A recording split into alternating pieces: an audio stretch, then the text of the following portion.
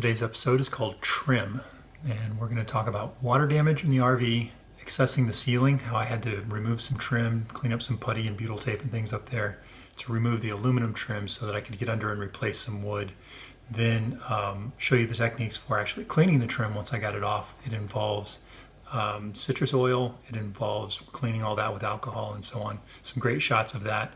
And then there were some changes that I need to make to the overcab because the aluminum on the outside wasn't actually touching in the right place. So I had to put a little brace in there. You'll see that coming up. And then afterwards, at the end of the video, I walk through what the trim actually looks like right now.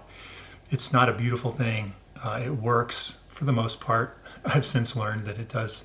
The trim doesn't leak, but some of the places around it do. But the technology that I used was a Dicor kind of a sealant tape that is new to me, and I hadn't used it before. So anyway, you'll see some excess trim around that. But anyway, this is the learning experience. This is the whole reason I took on this project, is so that I could learn and improve. So that's what we're doing today.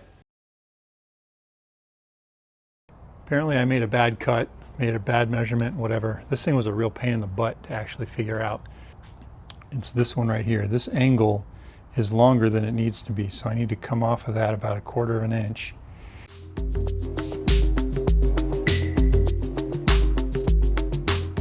So today we're going to look at fixing some of the water damage that's happened over the years. There's this big gross spot up here, and then there's some other damage, right here. I think I'm going to leave that. I'll just spray that with some mold treatment. I just don't think it's going to be that big of a deal unless it gets wet again. But I'm going to replace basically all of this that's damaged up here over in this side too. And that is my goal for today. Taking a look at that same spot from the outside, you can see that I've actually already cleaned up a whole bunch of this to get it prepared to put on a new siding or a new lining up here. But this whole section right here has to come off. I'll unscrew and unstaple all of this all the way back to the other side of this housing here.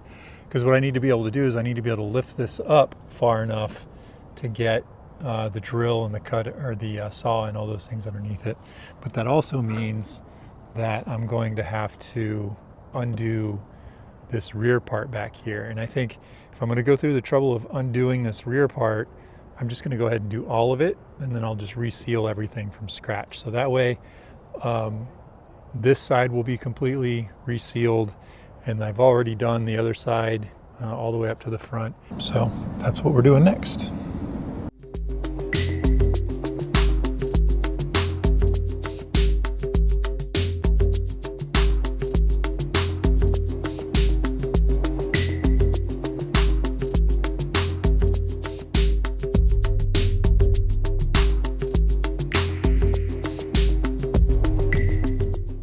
Here's where I got today.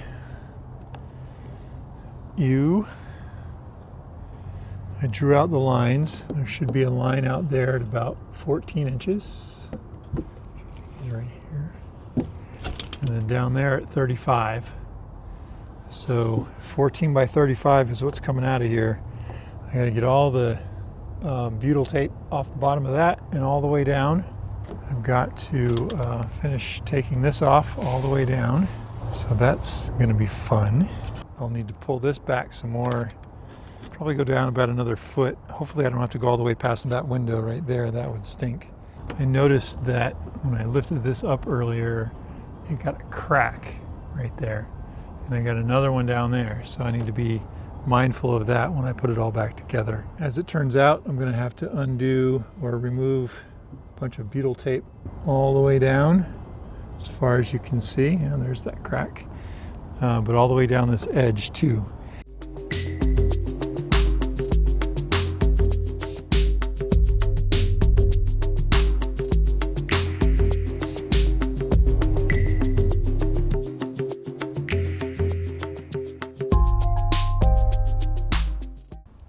I have taken the liberty of doing an experiment here where I've painted a couple of these pieces of molding or trim or whatever they're called, and they are really nice and white. There's a little bit of texture on these. I think it's because I was spray painting in the wind like a silly, and the texture didn't land right. So whatever, learned my lesson. I shut the door, and now they look like this, which is so much better. Give you a reference, this is what they looked like before. So turn the light around here. You can see they're discolored in there. Inside of the screw holes is all rusted, and they're just a beige color here. So then I cleaned out the bottom. That's what the bottom looks like before.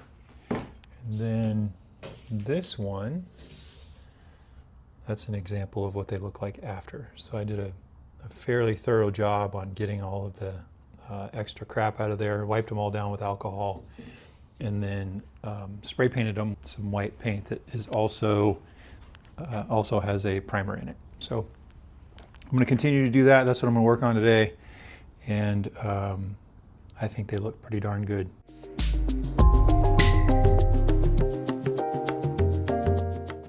Also made some additional progress on the out here. I got rid of all of the molding on the outside here. That's what you saw inside just a second ago. And I've cleaned up some of this. I haven't rubbed it with alcohol yet, so you can still see some discoloration there.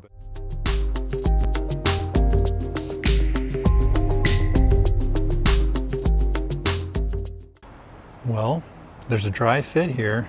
It looks pretty damn good. A little bit of work to do right here. Still got to clean up the edges. The edges look atrocious.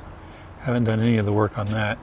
And then on the inside, there's some rust that I need to try to get rid of. It's not going to be perfect, but man, what was here before was just a mess. There's the new panel, the new piece. And then I'm still working on the outside, and of course I have some rust and such to clean up right there, but putting it all back together. Pretty exciting. All right, you can probably hear it in the background. The RV is running. I had a battery charger put on it overnight. I got it from Amazon. Worked out really, really well. Cranked right up this morning, but it's smoking a little bit, so I got some work to do on that.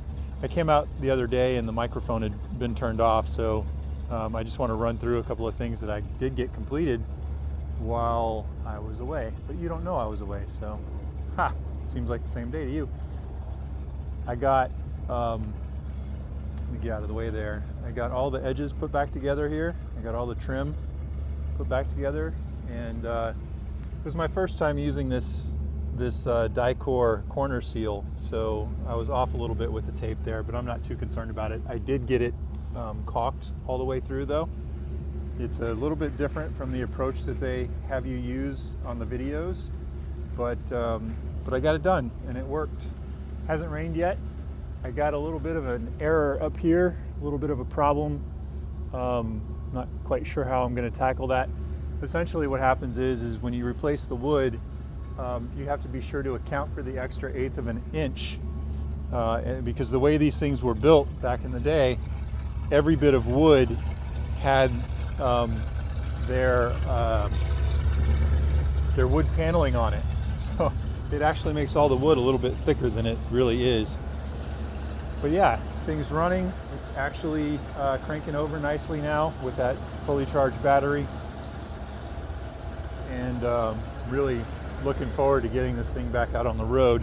Today's job though, I'm going to unscrew this board here. You see that gap? It's I don't know, 1/4 of an inch or so. I'm going to use a new tool that I have, which is an old school planing tool, to knock that down. On the other side it fits perfectly. On this side, however, this piece that's cutting out right here is causing an issue with matching the width down here. So I need to get that fixed before I can get all this stuff put back together. After that, I'll start working on the roof. Got a couple of panels. You can see one right there that needs to be recovered. So the next thing I have to do is inside. I don't know if you can see this, but it arcs up just slightly. Pressure on this point causes that metal to move. And so what I want to do is make sure that this is down as far as it will go before I start stapling in the bottom.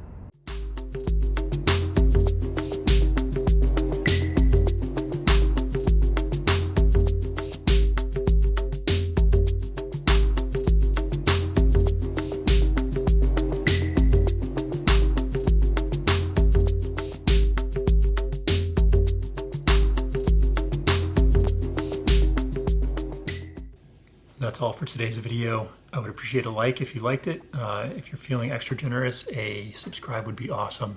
And overall, thank you so much for being here. It means the world to me. See you next week.